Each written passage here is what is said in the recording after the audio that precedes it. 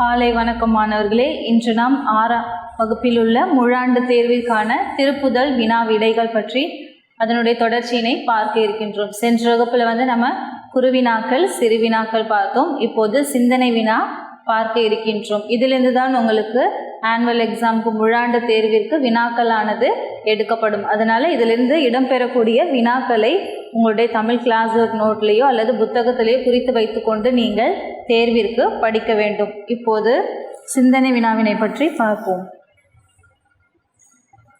Roman letter 8 சிந்தனை வினா. இதிலிருந்து 3 வினாக்களானது உங்களுக்கு எழுதி போடப்படும். ஆனால் தேர்விற்கு ஏதாவது 2 நீங்கள் எழுதினால் போதுமானது. சிந்தனை வினா. காந்தியடிகளிடம்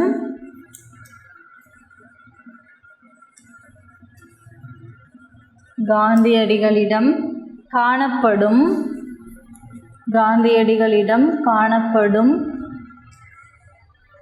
உயர்ந்த பண்புகளாக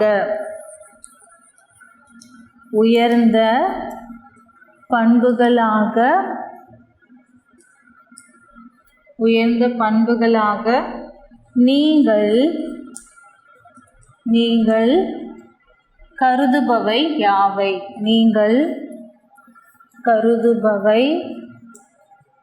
யாவை? இதற்கான விடை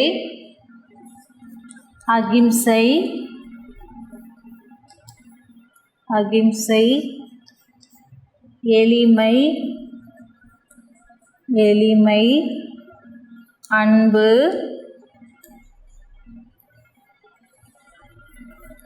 தன்னல மறுப்பு, தாழ்ச்சி.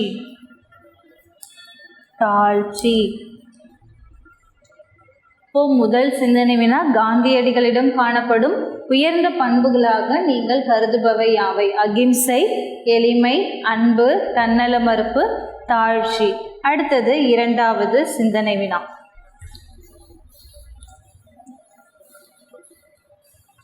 குளிரால் வாடுபவர்களுக்கு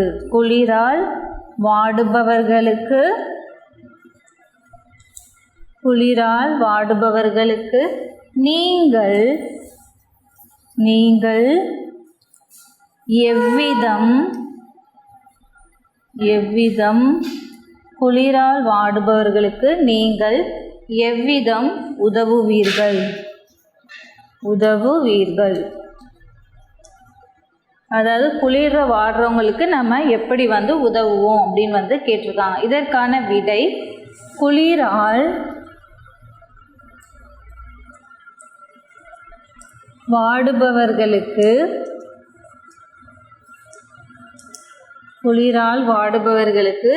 வீடுகள் கட்டி கொடுப்பேன்.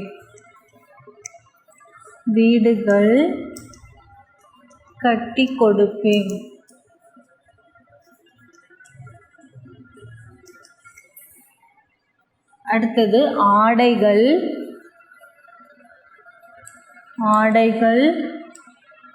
வாங்கி கொடுப்பேன்.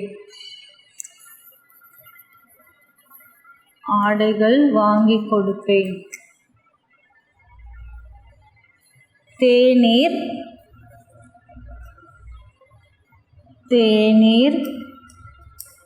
காஃபி வாங்கி கொடுப்பேன்.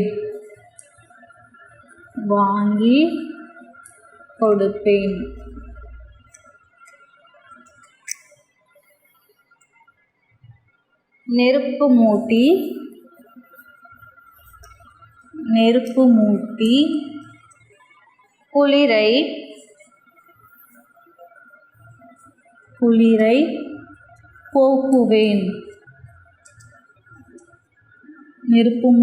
குளிரை போக்குவேன். அடுத்த சிந்தனை வினா, 3வது சிந்தனை வினா. அறச்செயல்கள்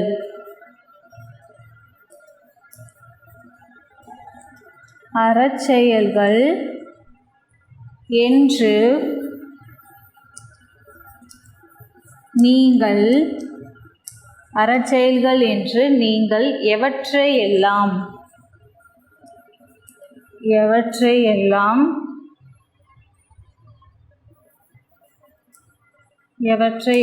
கருதுகிறீர்கள்?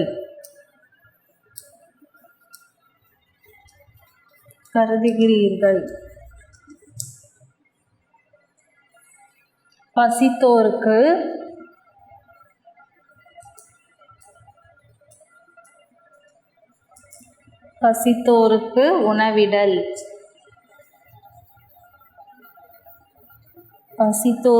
உணவிடல். பிற உயிர்களை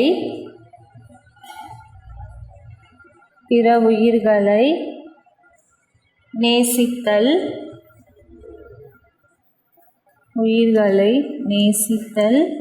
கொல்லாமை, எந்த உயிர்களையும் கொல்லக்கூடாது. கொல்லாமை.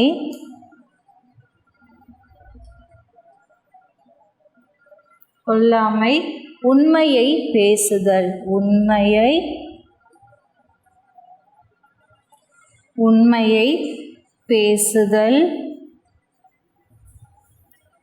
ஒழுக்கம் தவறாமை.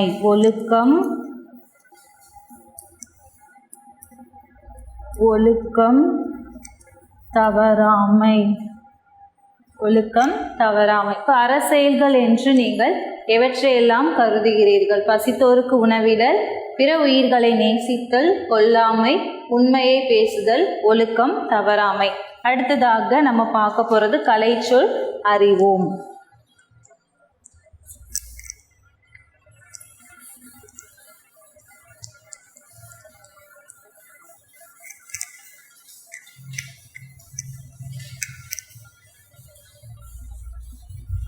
அடுத்ததாக ரோமன் லெட்டர் 9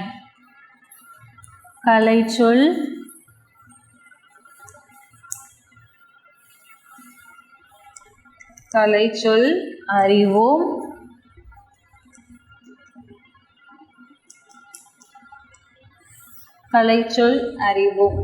பக்கம் எண் 36 இயல் 2 சில கலைச்சொற்கள் உங்களுக்கு கொடுக்கப்பட்டுள்ளது.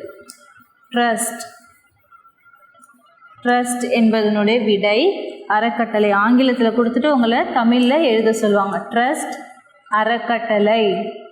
இரண்டாவது வாலண்டியர்.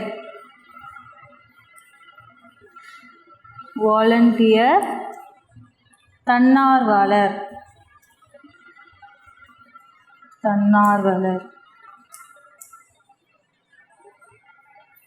மூன்றாவது ஜூனியர்.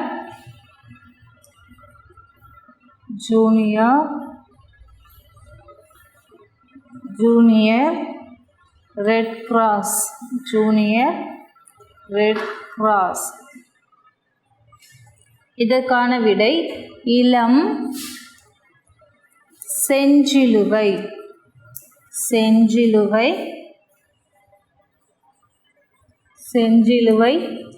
சங்கம். இளம் செஞ்சிலுவை சங்கம். அடுத்ததாக நான்காவது ஸ்கவுட்ஸ் அண்ட் கைட்ஸ். இதற்கான விடை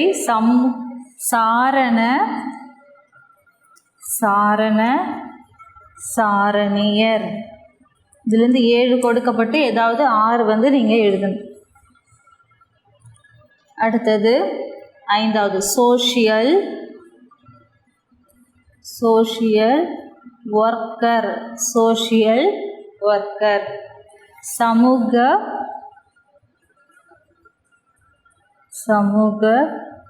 பணியாளர்.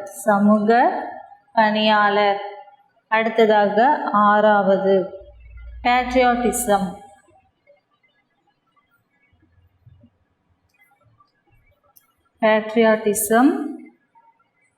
நாட்டுப்பற்று.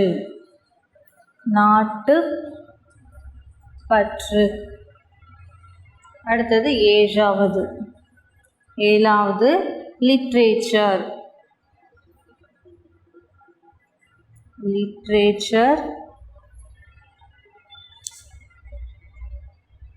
இலக்கியம். இப்போ கலைச்சொல் அறிவோம். ட்ரஸ்ட் அறக்கட்டளை, வாலண்டியர் தன்னார்வலர், ஜூனியர் ரெட் கிராஸ், இளம் செஞ்சிலுவை சங்கம், ஸ்காட்ஸ் அண்ட் கைட்ஸ் சாரணர் சாரணியர், சோஷியல் ஒர்க்கர் சமூக பணியாளர், பேட்ரியாட்டிசம் நாட்டுப்பற்று, லிட்ரேச்சர் இலக்கியம். அடுத்ததாக கட்டுரை எழுதுக பார்க்க போகிறோம்.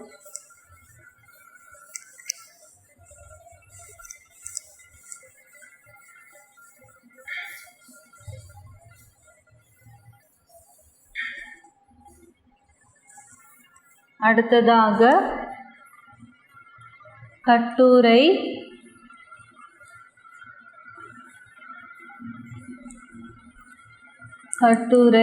எழுதுக. தேசிய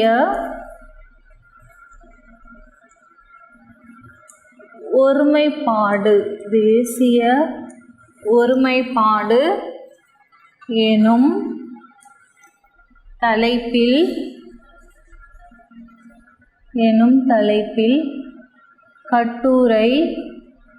எனும் தலைப்பில் கட்டுரை எழுதுக.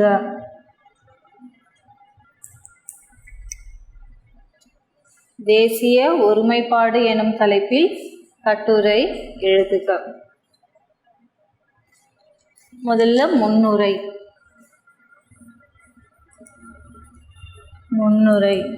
இது நீங்கள் எழுதியிருப்பீங்க. எழுதாதவங்க கரும்பலகையை பார்த்து உங்களுடைய கிளாஸ் ஒர்க் நோட்டில் எழுதி வைத்து கொண்டு தேர்விற்கு படிக்க வேண்டும். 30 கோடி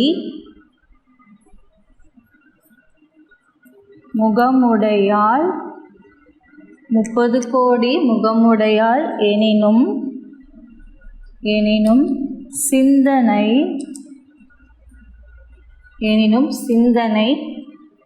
ஒன்றுடையாள் என்று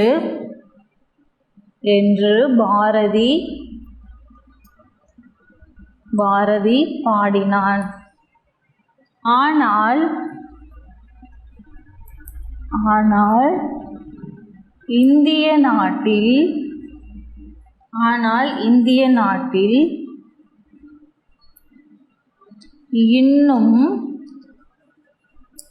இன்னும் அத்தகைய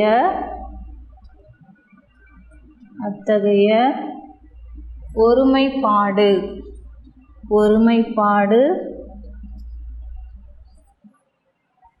ஏற்படவில்லை.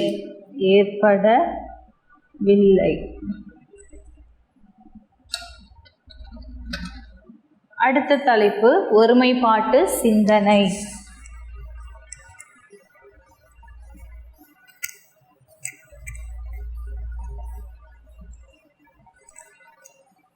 அடுத்த சைடு ஹெட்டிங் ஒருமைப்பாட்டு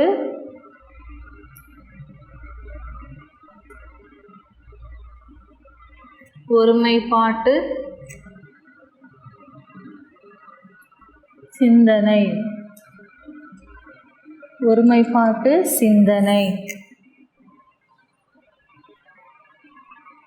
பண்டைய காலத்தில் நம் நாட்டில்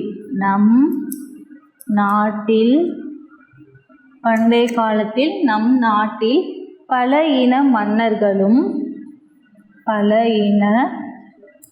மன்னர்களும்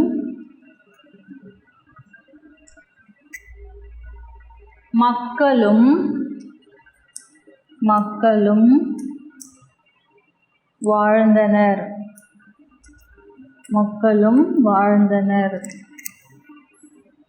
இருப்பினும்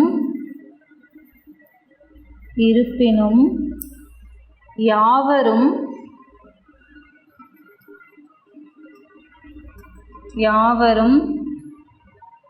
மனித சாதி என்ற மனப்பான்மையே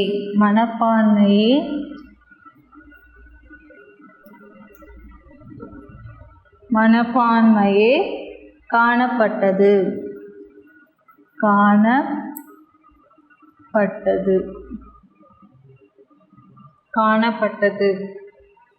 பிற நாட்டவர்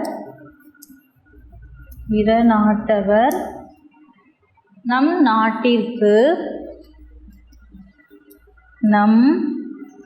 நாட்டிற்கு படையெடுத்து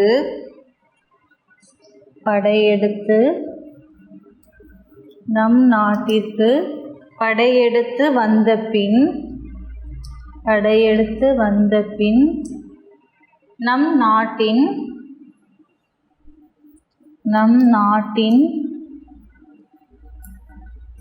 ஒற்றுமையை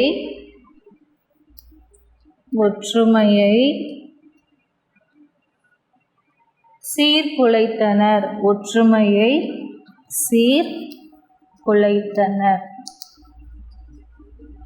இப்போ ஒருமைப்பாட்டு சிந்தனை. பண்டைய காலத்தில் நம் நாட்டில் பல இன மன்னர்களும் மக்களும் வாழ்ந்தனர். இருப்பினும் யாவரும் மனித ஜாதி என்ற மனப்பான்மையே காணப்பட்டது. பிற நாட்டவர் நம் நாட்டிற்கு படையெடுத்து வந்த பின் நம் நாட்டின் ஒற்றுமையை சீர்குலைத்தனர். அடுத்ததாக முடிவுரை.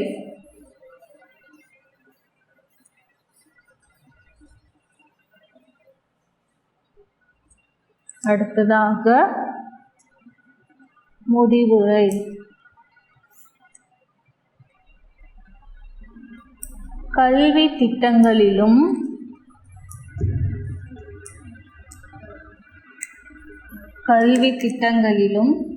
வேலை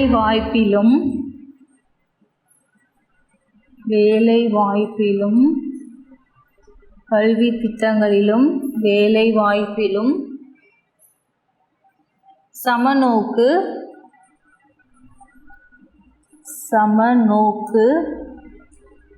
தேவை.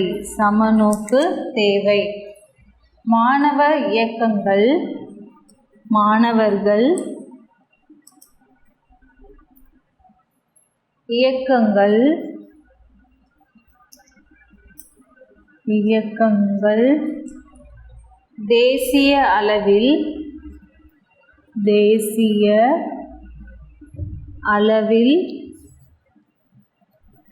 தேசிய அளவில் ஒருங்கிணைக்கப்பட வேண்டும்.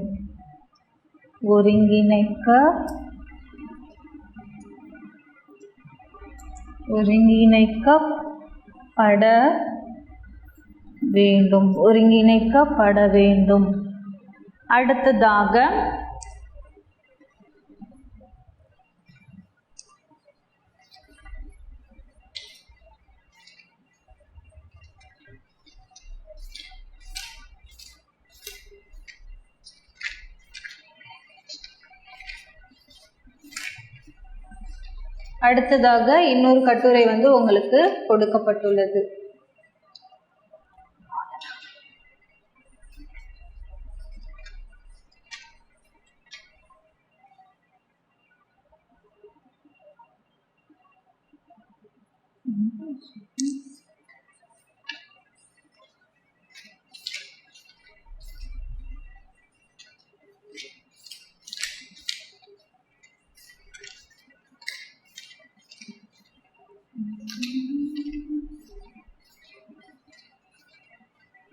அடுத்ததாக அறம் செய்ய விரும்பு. இப்போ உங்களுக்கு தேசிய ஒருமைப்பாடு எனும் தலைப்பில் கட்டுரை எழுதி போடப்பட்டுள்ளது. அடுத்த தலைப்பில் உள்ள கட்டுரை என்ன அப்படின்னு பார்த்தீங்கன்னா அறம் செய்ய விரும்பு. இந்த 2 கட்டுரையில் நீங்கள் ஏதாவது ஒன்று உங்களுக்கு தேர்விற்கு கேட்கப்படும். அடுத்தது 2வது கட்டுரை. அறம் செய்ய விரும்பு எனும் தலைப்பில் கட்டுரை எழுதுக. இது உங்களுக்கு ஆன்லைன் கிளாஸ்லேயே அறம் செய்ய விரும்பு என்கின்ற கட்டுரையானது எழுதி போடப்பட்டுள்ளது. இயல் 2ல் இடம்பெறக்கூடிய கட்டுரை. கண்டிப்பாக நீங்கள் எல்லோரும் உங்களுடைய கிளாஸ் ஒர்க் நோட்டில் எழுதி வச்சுருப்பீங்க. அடுத்ததாக நயம் அறிக. இந்த 2 கட்டுரையில் ஏதாவது ஒன்று நீங்கள் தேர்வில் எழுதினா போதுமானது. அடுத்தது நயம் அறிக.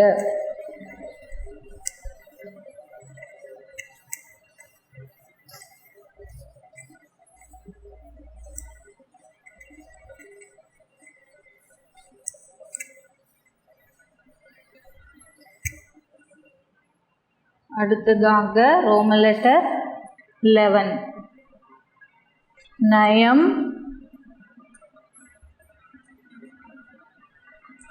நயம் அறிக. பாடநூல்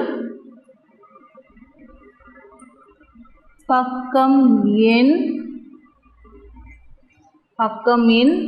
4 வந்து உங்களுக்கு நயம் அறிகையானது கொடுக்கப்பட்டுள்ளது. இயல் 1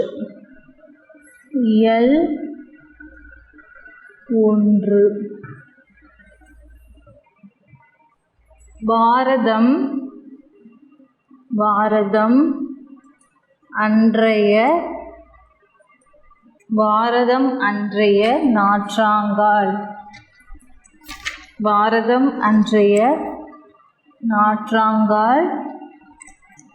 என்னும் பாடலில்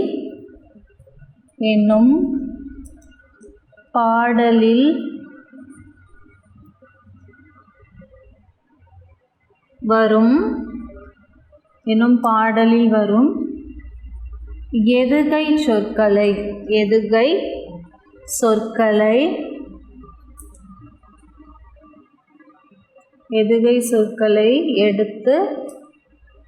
எழுதுக. எதுகை சொற்கள்னா இரண்டாவது லெட்டர் வந்து ஒன்றாக வந்தால் அது வந்து எதுகை சொற்கள். இப்போ எடுத்துக்காட்டுக்கு மெய்களை, உங்களுக்கு இந்த பாடல் நீங்கள் படித்து பார்த்தீங்கன்னா அதில் தெரியும். மெய்களை மெய் உணர்வு. இப்போ இதில் இரண்டாவது லெட்டர் எது ஒன்றாக வந்திருக்குன்னு பாருங்கள். ஈ என்ற எழுத்தானது வந்திருக்கு. அப்போ இரண்டாவது லெட்டர் வந்து ஒரு பாடலில் இரண்டாம் எழுத்தானது ஒன்றி வந்தால் அது எதுகை. அடுத்தது அன்னை அந்நிய. இங்கே இன் என்ற எழுத்தானது ஒன்றி வந்துள்ளது. அடுத்ததாக இரண்டாவது பாரதம் அன்றைய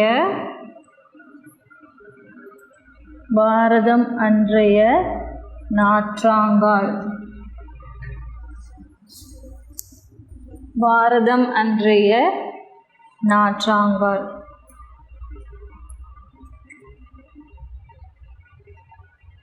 என்னும்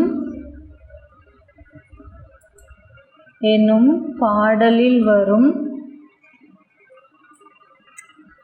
மோனை சொற்களை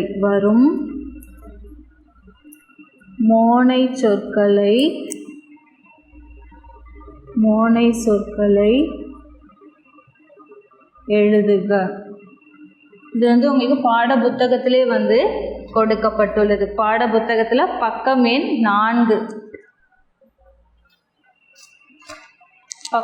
4 வந்து எடுத்துக்கொள்ளுங்கள். பக்கம் எண் 4 வந்து உங்களுக்கு கொடுத்துருக்காங்க. பாரதம் அன்றைய நாற்றாங்கால் அதில் வந்து கொடுத்துருக்காங்க.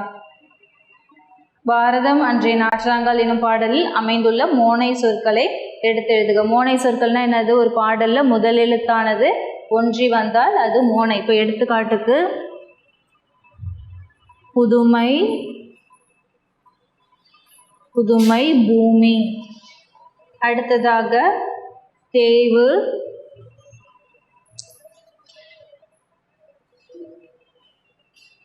அடுத்ததாக தெய்வ தேசம். இதில் தே என்ற எழுத்தானது ஒன்றி வந்திருக்கு. இது மோனை சொற்கள். அடுத்ததாக பாரதம் அன்றைய நாற்றாங்கால் எனும் பாடலில் அமைந்துள்ள இயைபு சொற்களை எடுத்து எழுதுக. பக்கம் எண் 4 வந்து கொடுத்துருக்காங்க. இயைபுனா என்னது? Rhyming words. இங்கே பாருங்கள், புதுமைகள் செய்த தேசம் இது, பூமியின் கிழக்கு வாசல் இது. அப்போ தேசம் இது, வாசல் இதுன்னு வருது இல்லையா? அதெல்லாம் வந்து இயைபு சொற்கள். மூன்றாவது பாரதம் அன்றைய நாற்றாங்கால் எனும் பாடல் வரக்கூடிய இயைபு சொற்கள். இது 3 கொடுக்கப்பட்டு உங்களுக்கு ஏதாவது 2 தேர்விற்கு கேட்கப்படும். இப்போ எடுத்துக்காட்டுக்கு தேசம் இது, வாசல் இது. இப்போ இந்த தூ என்ற எழுத்துலாம் வந்து ஒன்றாக வருது. இதுதான் வந்து என்னது? Rhyming words. அடுத்ததாக இருபொருள் தருக.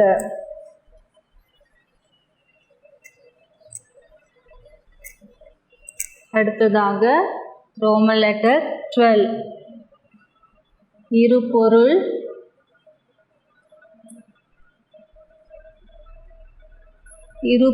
தருக.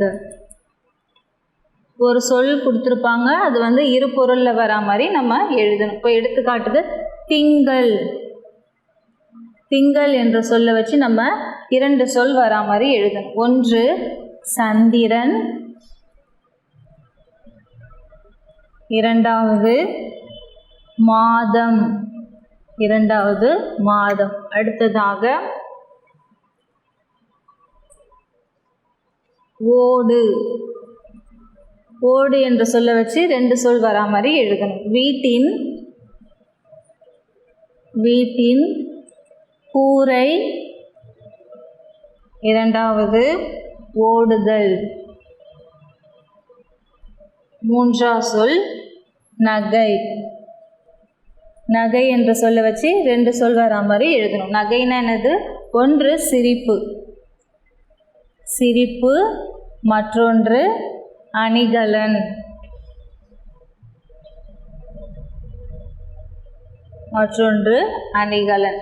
அடுத்ததாக கட்டத்தில் உள்ள சொற்களை கொண்டு தொடர்களை உருவாக்குக வந்து பார்க்க போகிறோம். இப்போ இருபொருள் தருக. திங்கள்னா என்னது? சந்திரன், மாதம். அடுத்தது ஓடு என்பது வீட்டின் கூரை, ஓடுதல். நகை என்பது சிரிப்பு, அணிகலன். இவை அனைத்தையும் உங்களுடைய தமிழ் கிளாஸ் ஒர்க் நோட்டில் எழுதி வைத்துக்கொண்டு தேர்விற்கு படிக்க வேண்டும்.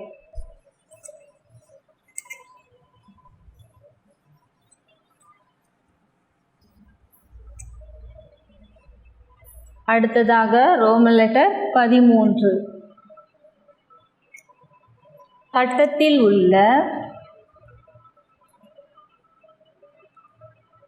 கட்டத்தில் உள்ள சொற்களை கொண்டு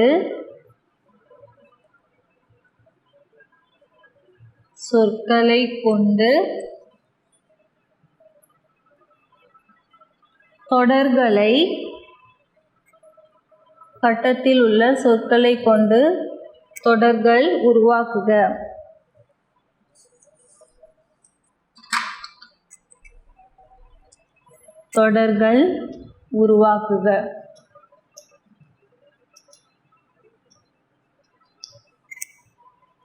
இயல் 2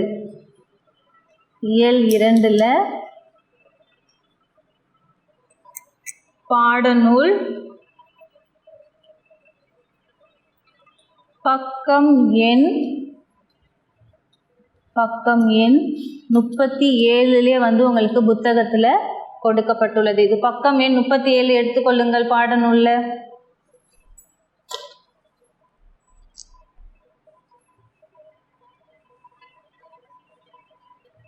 பக்கம் எண் 37 புதிர்ச்சொல் கண்டுபிடி. அடுத்ததாக கட்டத்தில் உள்ள சொற்களை கொண்டு தொடர்கள் உருவாக்குக அப்படின்னு ஒரு பாக்ஸ் மாதிரி, ஒரு கட்டடம் மாதிரி கொடுத்துருக்காங்க இல்லையா?